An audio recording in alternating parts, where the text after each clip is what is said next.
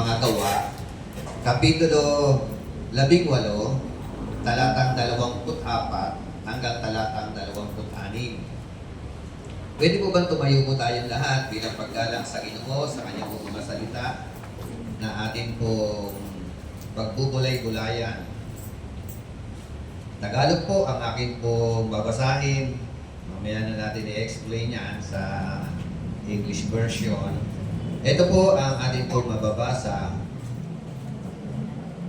Dumating sa Efeso ang isang Hudyong nagngangalang Apolos. Siya'y taga-Alejandria. Mahusay magtalumpati. Maraming alam sa banal na kasulatan. Naturuan siya ng tungkol sa daan ng Panginoon at masigasig na nangangaral at nagtuturo ng wasto tungkol kay Jesus. Ngunit hanggang sa bautismo ni Juan lamang ang kanyang nalalaman. Siya'y buong tapang na nagsasalita sa sinagoga ng mga Hudyo. Nang marinig ng mag-asawang Aquila at Priscilla ang pagpapaliwanag ni Apolos, siya'y isinama sa kanilang bahay at dooy pinaliwanagan ng mas mabuti tungkol sa daan ng Diyos. Tayo pong lahat ay yumuko at manalangin. Aming Diyos na dakila, salamat po sa kaligtasan na iyo po ipinagkaloob sa bawat isa po sa amin. Salamat din, Panginoon, sa pagkakataon na kami, O Diyos, ay iyo pong tinawag o tinatawag, Panginoon, sa mga pagbihirang panawagan sa iyong iglesia o sa anuman, Panginoon, na iyo po ipapagawa sa bawat isa po sa amin. Salamat po sa umaga pong ito. Sa graduation na ito, Panginoon, maging sa mga salita mo, O Diyos, na aming pong tinunghayan. Aming panalangin, O Diyos, paspasan mo po ito, magsilbing aral, mensahe sa bawat isa po sa amin, hamon, Panginoon, na dadalhin po namin bilang mga lingkod mo, Panginoon. Salamat po, Diyos, sa basbas na yun na po'y ginawat, at dahil diyan, inaangkin po namin ang tagumpay ng gawain po na ito ng paghahayag ng iyong mga salita. Gamitin mo lamang po ang iyong abang lingkod bilang daluyan ng iyong mga salita, at inaangkin po namin, O Diyos, ang tagumpay dahil ito po ay aming hinihiling sa pinakadakilang pangalan ng aming Panginoon, Diyos at tagapagligtas na si Jesucristo. Ang lahat ay magsabi ng Amen at Amen. Sige po, palakpakan natin ang Panginoon. God all be the glory. Pwede na po kayo maupo at ako po'y magre-request ng tubig.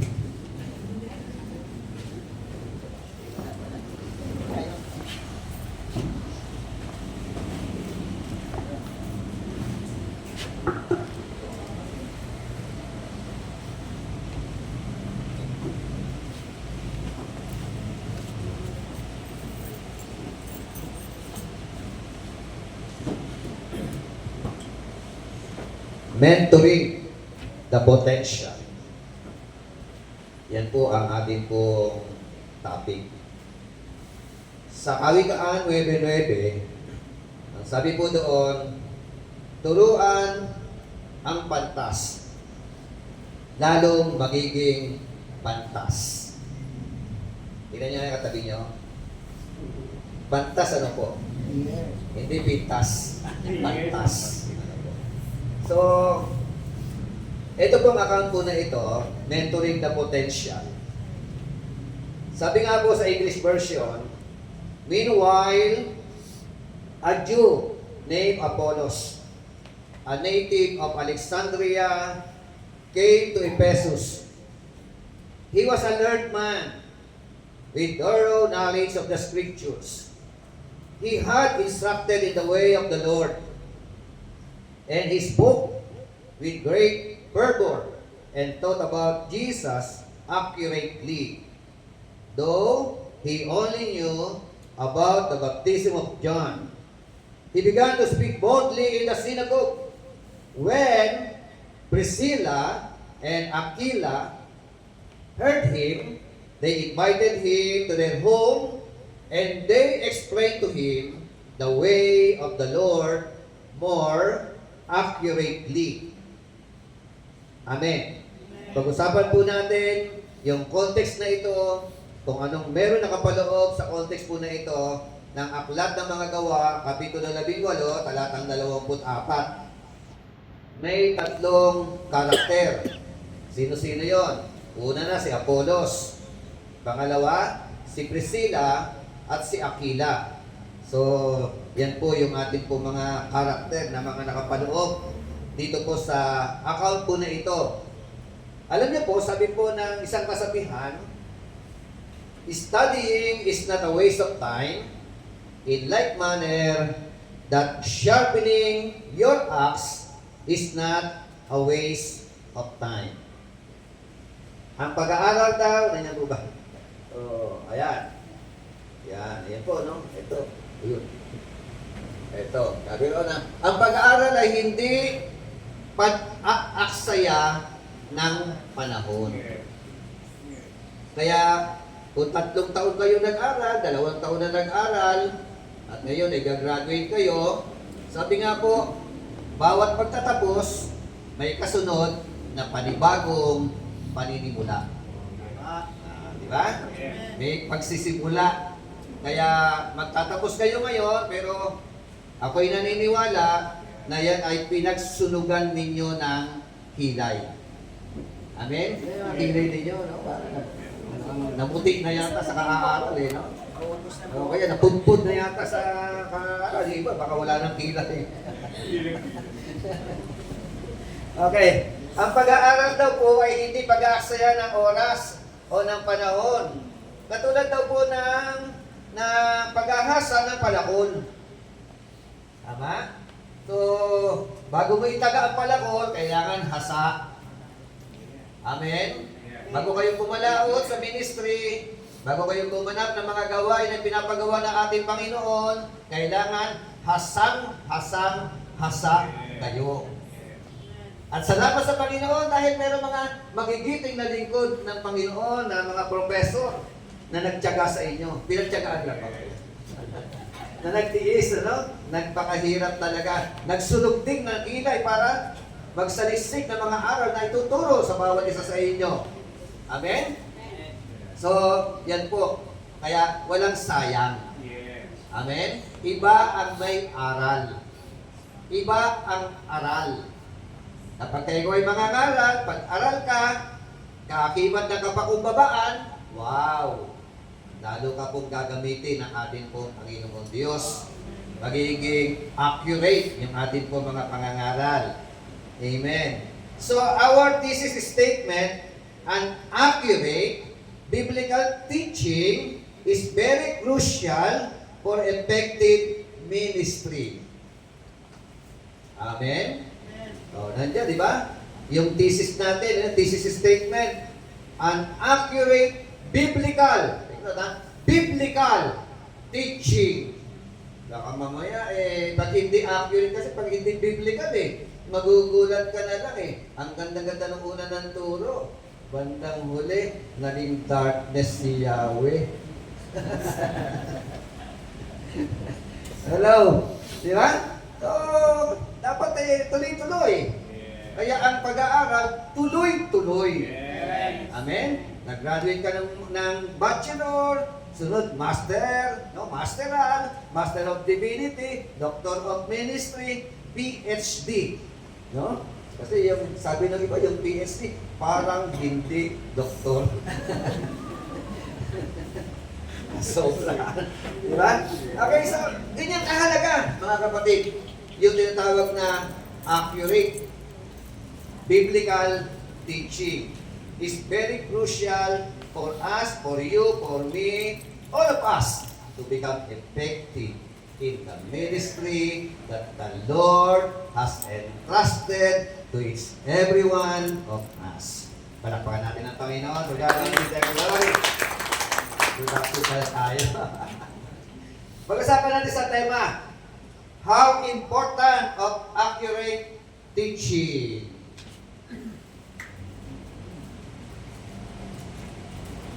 Accurate, ha? Gaano kahalaga ang tinatawag na tamang turo? Accurate na pangangaral. Napakahalaga po niya. Pag hindi po natin binigyan ng pansinyaan, mananagot tayong lahat sa ating pong Panginoon Diyos. Santiago 3:1. Di ba? Sabi ron huwag ninyong asamin ang maging mga tagapagturo. Bakit? Kasi mas higit at istrikto ang hatol na ihahatol ng ating Panginoon Diyos sa mga tagapagturo. Pag mali ang turo, mali ang nasasagap na doktrina ng mga taong tinuturuan. Dahil mali ang doktrina, mali ang turo, mali ang buhay. Dahil mali ang mga buhay, papuntang impyerno. Tama mo ba? Amen. Di ba? Mabigat ang ating po mga gampanin. Okay? Gaano kahalaga yung accurate teaching? What are the importance of accurate teaching? Tatlong bagay. There are 3 things to consider. Una po, tingnan natin, kasi may character, sabi ko kanina, si Apollos sa pag-usapan natin. Yung pundasyon ni Apollos. Sino si Apollos? Talatang 24, sabi po diyan, he was a native of Alexandria. Siya raw po ay tubong taga Alexandria. Tubong taga Valenzuela. Amen. Ano po ba ito, Alexandria na ito? Kung atin pong titignan, ang Alexandria na lugar during that time, prominent place. Bantog na lugar. Bantog na syudad. Ayan, diba? So, dyan po siya galing. No? Meaning to say, sikat na lugar yan. No? Kinikilalang lugar yan. Ang founder ng Alexandria na yan, ng lugar na yan, ay si Alexander the Great.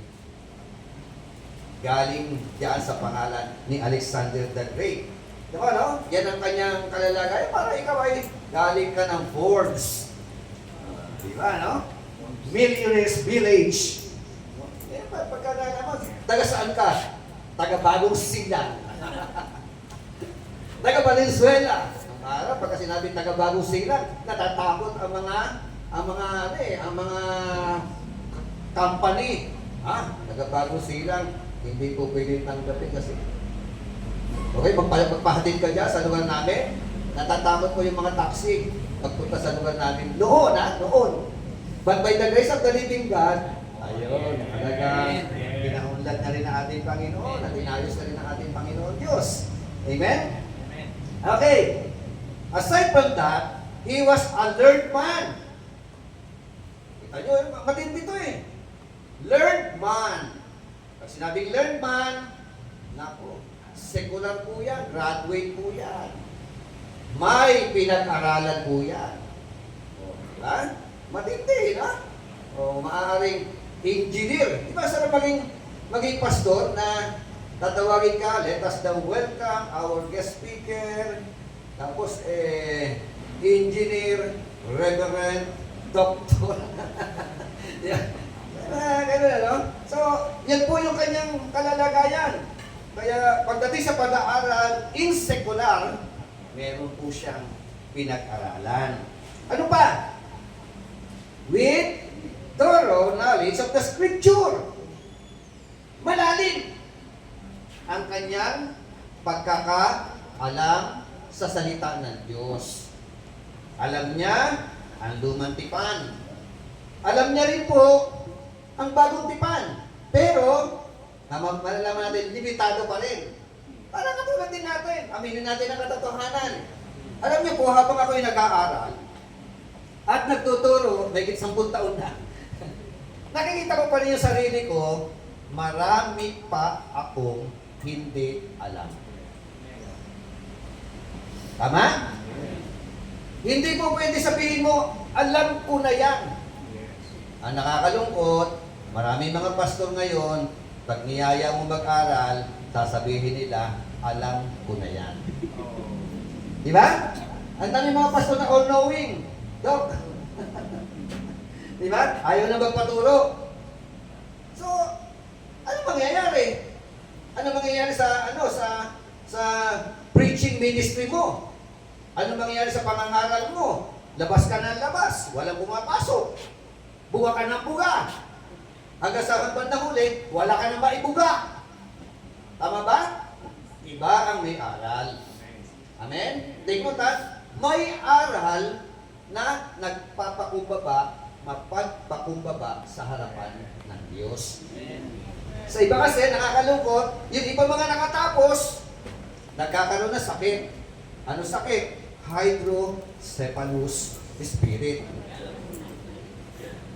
Hello? Yung bang mga yumayabang, naglalakihan ng ulo. Wag, hindi po yun ang gusto natin maging produkto ng ASOL. Amen? Ang gusto natin na maging produkto ng ASOL ay ang mga babae at lalaki na mga aral, malalim sa salita ng Diyos, and at the same time, mga mapagpakumbaba. Yes! Amen! Amen, di ba? Alam niyo po, kapag gano'n ang ating pong attitude, lalo kang magiging kagamit-gamit sa ubasan ng ating Panginoon. Pero pag aral ka at mayabang ka, yun na po ang simula ng iyong pagbagsak. Are you with me? Yes! Okay. Ayan na. Ano pa? He had instructed in the way of the Lord. Naturuan ang daan ng Panginoon. Ano pa? He spoke with great fervor. Magaling mangusap. Magaling magsalita. May dating. No? Yung kanyang pagsasalita. Ano pa? He taught about Jesus accurately. Amen? Ano pa? He can speak boldly in the synagogue. Talaga nakikipagtalastasan siya. Malakas ang loob niya mangaral sa mga sinagoga ng mga Hudyo. Yan po si Apollos. Yan ang kanyang pundasyon. Ngayon ang tanong, how about Apollos today? Amen? How about us today? The ministers today? The preacher today? The teacher today? Meron po ba tayong kahawig ni Apollos? O merong konti? Kasi nakikita ko minsan active na active mag-aral, gusto mag-aral, pero hindi naman magandang mangusap. Tama ba? May mga ganun, ano? Meron naman magandang mangusap. Magaling mangusap. Magaling magsalita with great fervor. Pero, wala namang sense. Meron ba ganon? Walang anointing. Are you with me?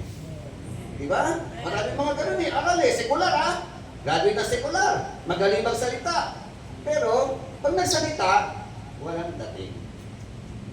Yung hinahanap mo yung sense, yung anointing. Amen po ba? Yun ang dapat natin makita. So, kaya ang tanong, kung ikaw si Apollos, kung nasa iyo lahat ito, the question is, are you still willing to learn more? Yes! Di ba? Yun ang dilema. Kapag ka nasa iyo na lahat ito, mga katangian na ito. Amen? Yung iba, ayaw na magpaturo. Amen? Minsan nga si pastor pa ang gustong turuan. Diba may mga gano'n no? Mga konti pa lang ang alam, akala mo alam na lahat. Amen? Pero dapat po, hindi gano'n ang ating kaisipan.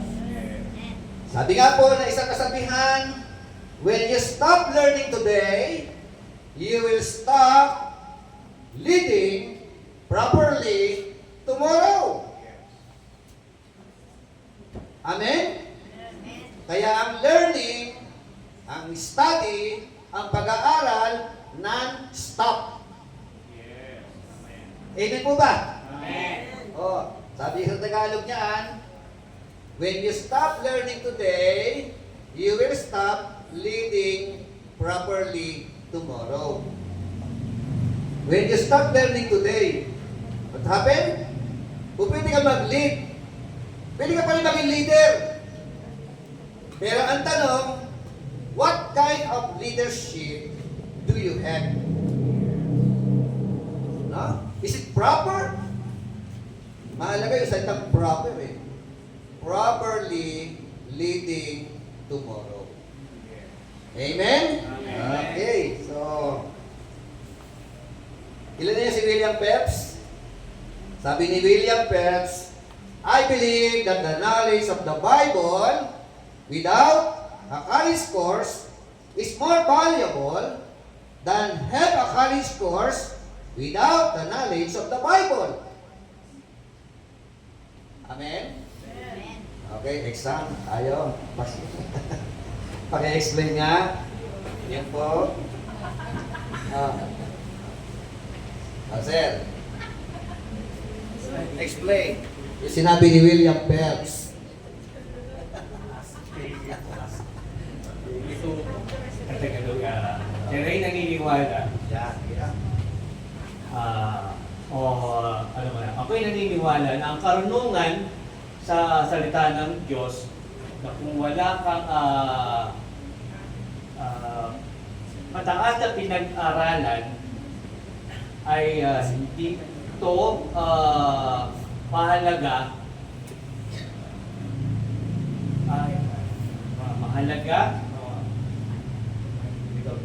hindi ito magiging walang kabuluhan sa mga iyong natutunang mataas na pag-aaral sa isang sekular kung wala kang kaalaman sa salita ng Diyos. Okay. Okay na ba? Okay na sa iyo. Explanation ni Sir. Sino maligdagan? Ladies. Kayo po. To make it short po, yung sinasabi niya dyan ay mas valuable yung yung taong may alam sa Bible na hindi nakagraduate ng college or hindi ng college kaysa dun sa nag-college ka nga pero wala ka namang alam sa Bible. Pwede na? Pwede na? Pwede na? Kasi pagtulungan? Okay na? Kasi May makukulit ako. Ayon kay William Phelps, sabi niya, ako'y naniniwala na ang kaalaman sa Biblia na kahit na wala kang kursong natapos, no? Kahit hindi ka nakatapos ng kolehiyo, pero meron ka namang alam sa salita ng Diyos ay higit na mahalaga. Amen? Okay. Pangalawa, Apollo's limitation.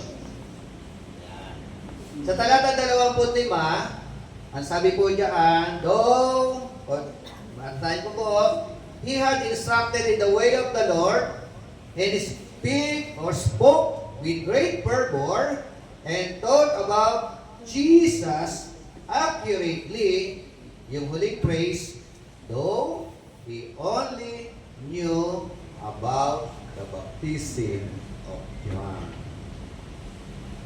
Limited, no? Naturuan about Jesus, no? Pero yung kanyang kaalaman meron pong limitasyon. Ang kanyang alam ay hanggang sa bautismo lang ni Juan. Bakit sa bautismo ni Juan lamang? Hindi na nakakaalam. Pag-aralan natin yan, di ba?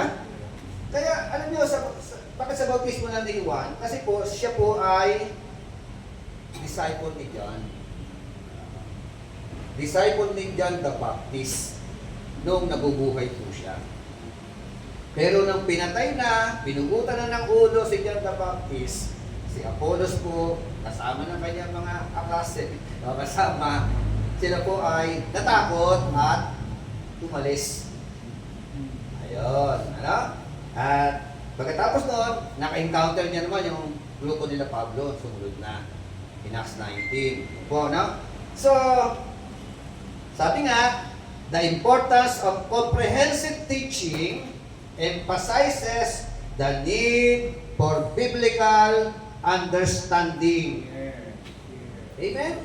Aminin natin ang katotohanan na tayo po, sa totoo lang, kahit nag-graduate ka pa, marami ka pang hindi alam. Yes. Amen? Amen. Huwag tayong magmalaki o magmayabang na alam na natin lahat. No? Amen. Napakahalaga ang humility in the very presence of God. At yung pong mga nagnanais na malaman ang lalim at lundok ng salita ng Diyos patungkol sa Panginoon, ihahayag ng Panginoon. Amen?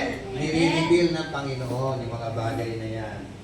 So, ano ibig sabihin ng comprehensive teaching? Comprehensive teaching provided detailed explanation and examination. Amen? Amen. Yun ang kailangan natin. Mga bachelor tayo, masteral tayo, doctor tayo ng Biblia. Dapat comprehensive, sure, accurate, adequate. Di ba? Yung mga ganun no? Kasi iba po yung sure ka sa sinasabi mo. Amen? Hindi ka mahihiya, hindi ka matatakot, na meron makapakinig sa iyong mga turo. Amen? Lalakas ang loob mo na mangaral, maging sa FB Live. Amen? Dahil alam mo, comprehensive, sure ang ating po mga ituturo. Biblical. Amen? Walang basher. Hindi ka mababash. Okay, so, kaya napakahalaga yung exegesis, yung pronunciation, exegesis. Amen? Yung tamang pag-i-interpret ng salita ng Diyos. So, comprehensive teaching, detailed explanation, and plus examination in connection, sabi nga, to the life and death of our Lord Jesus Christ. Amen? Alam niyo po, ito pong si Apollos, hindi niya po nakita yung kabuuan ng ministeryo ng ating Panginoon Jesucristo. Wala po siya doon. Maging ang pagkamatay ng ating Panginoon, hindi niya nakita yun. Wala siyang idea doon. Ang resurrection o pagkabuhay na maguli ng Panginoon Jesucristo, hindi niya rin po nasaksihan ng mga bagay na yon. Yung pagbaba ng Holy Spirit, hindi niya rin po naranasan yun. Yun ang kulang sa kanya. Karanasan plus other teaching, other experiences in connection to our Lord Jesus Christ. Sabi nga natin, ang kanyang kaalaman lang hanggang sa bautismo ni Juan o John the Baptist. Amen? Okay? So, pangatlo. Mabilis, ano? Apollos teachable spirit. Amen? Yun ang mga masasarap turuan, Dok. Di ba? Yung mga teachable, yung teachable, able to teach. Amen? Sabi na 2 Timothy chapter 2 verse 2. Sino ba makakanisay? 2 Timothy 2:2. 2 Timothy chapter 2 verse 2. Anybody? Oh, ito mo. Nag-quiz na ako, meron pang exam pa. Okay. Sabi roon, si Pablo nagsasalita. Ang kausap si Timoteo.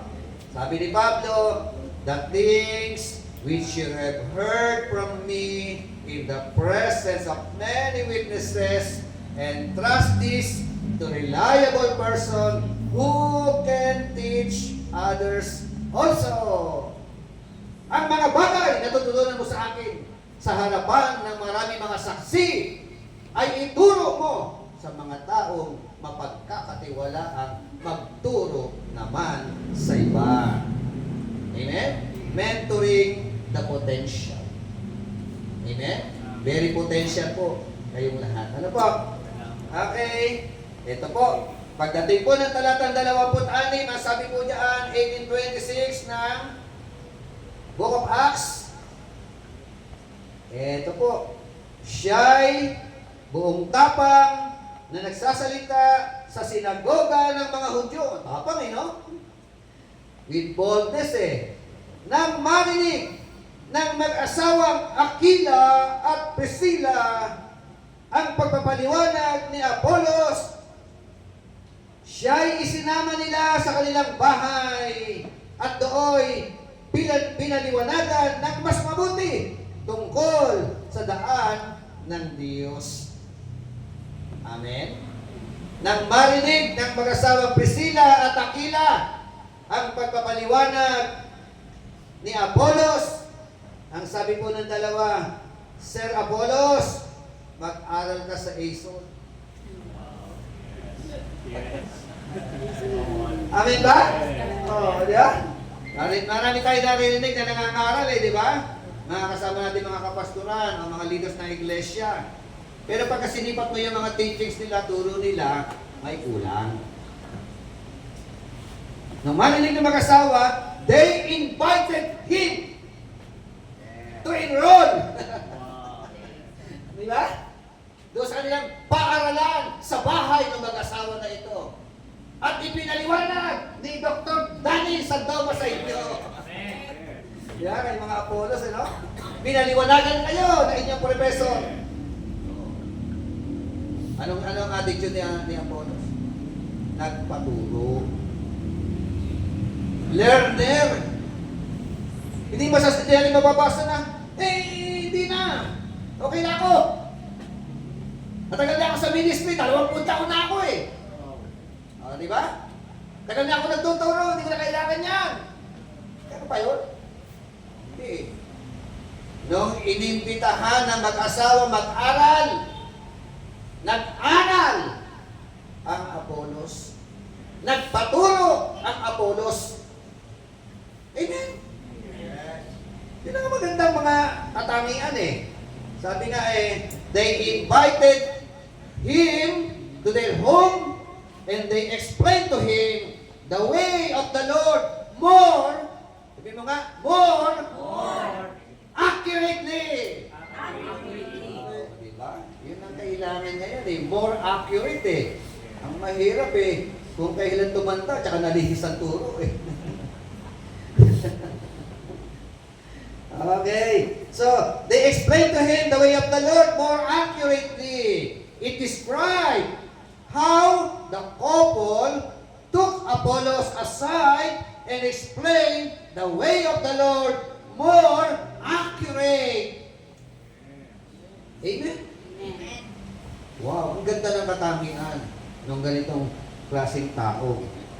Sabi nga the value of humility and teachability illustrate Apollos' openness to correction. Amen.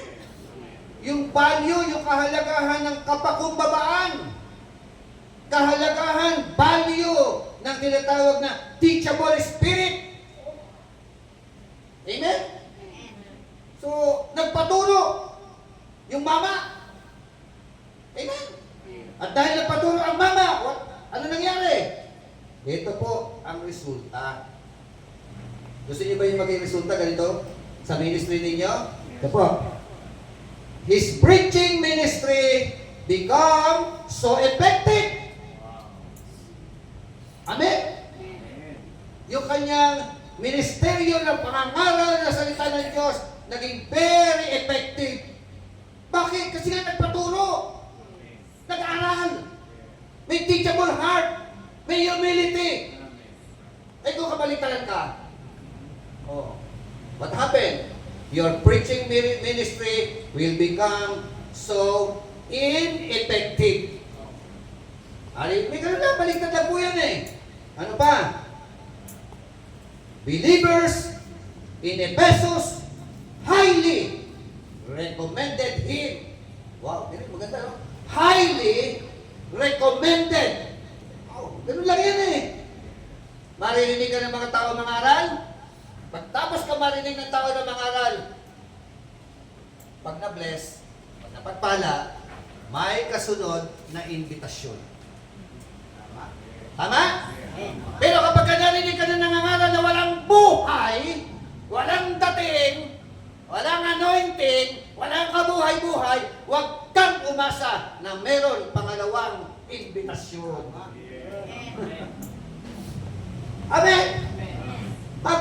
Yun ang yung salitang proven precedes approval. May mapapatunayan ka muna. At dahil may napatunayan ka, may approval sa mga tagapakinig. Harinig niyo? Yes. He become highly recommended. Gusto kong marinig someday sa inyo na Bishop, Doc, to God all be the glory. Ako ang speaker doon sa conference na gaganapin sa lugar na yan. Amen! Hindi ka kagad magiging speaker dyan kung hindi ka nagsunod ng kilay. Amen?